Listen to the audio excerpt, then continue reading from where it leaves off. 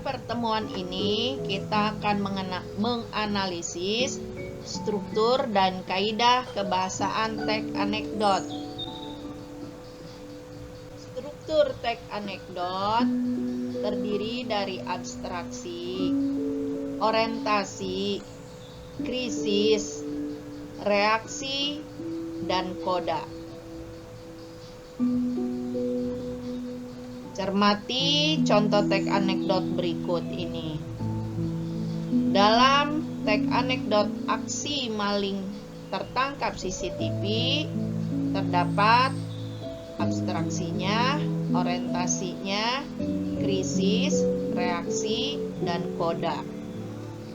Krisis adalah sesuatu yang membuat bingung, aneh, atau di dalamnya ada kritikan. Kemudian reaksi adalah reaksi terhadap krisis. Ketika kita atau pendengar mendengar krisis, apa reaksinya?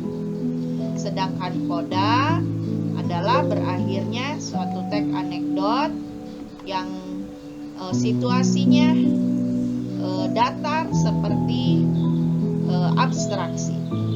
Sedangkan orientasi adalah mulainya suatu teks anekdot akan dimulai sebelum masuk krisis.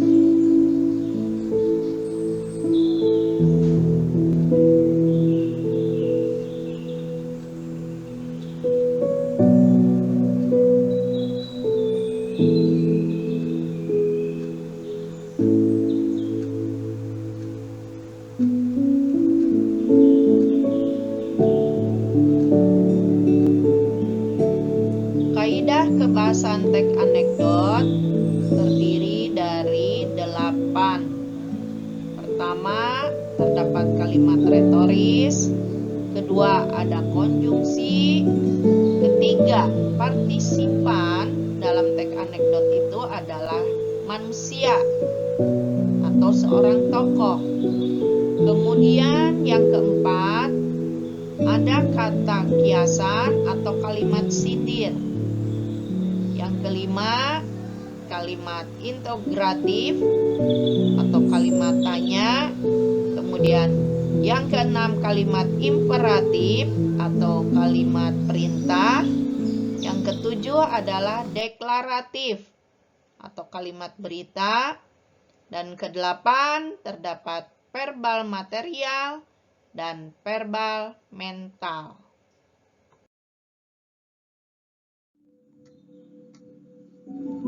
Kaidah kebahasaan yang pertama adalah kalimat retoris.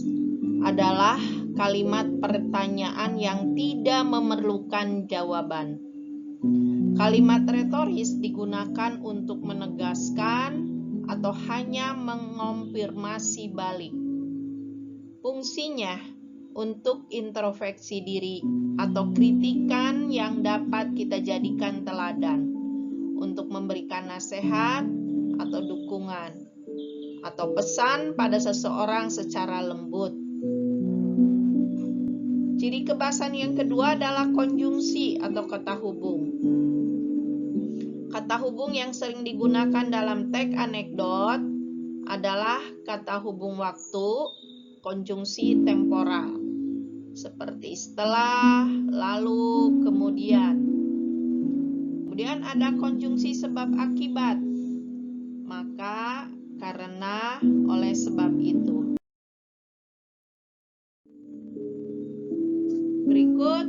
konjungsi penjelas.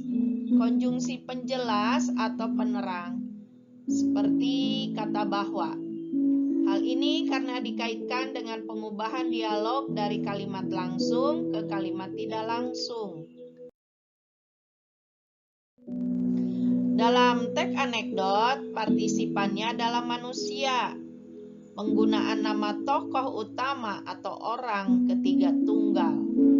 Penggunaan ini dapat disebut secara langsung nama tokoh faktualnya, tokoh yang disamarkan, atau tokoh-tokoh masyarakat lainnya.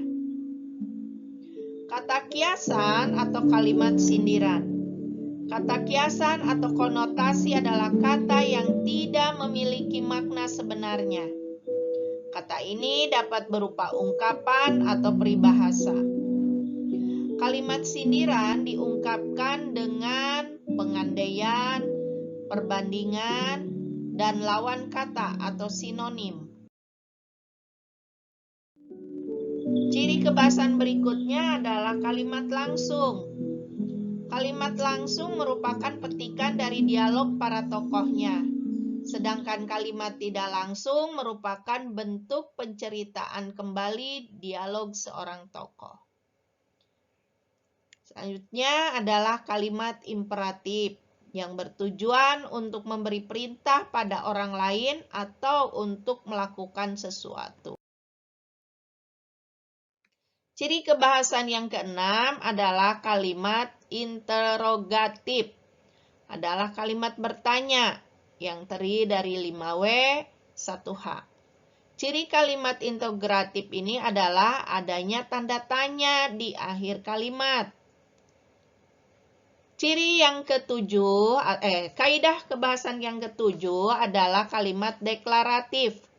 Adalah kalimat yang berisi informasi satu arah dan tidak memerlukan respon dari lawan.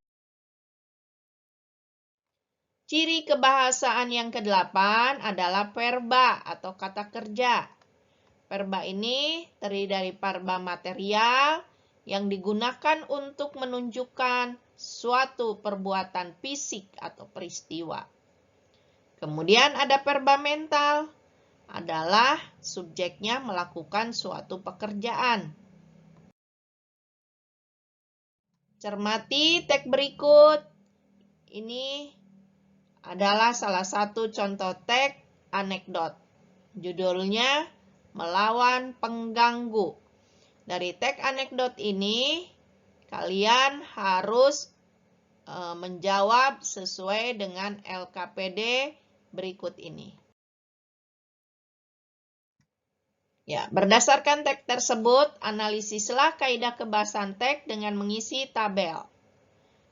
Ada 11 pertanyaan kaidah kebahasaan yang harus kalian analisis berdasarkan teks yang disampaikan tadi. Ini kaidah kebahasannya, kemudian cek di teksnya, lihat kutipannya dalam teks. Di toko besi ada kayu tertata. Kayu dilem sangat melekat. Beginilah presentasi materi kita. Silakan ambil yang bermanfaat. Sekian dan terima kasih.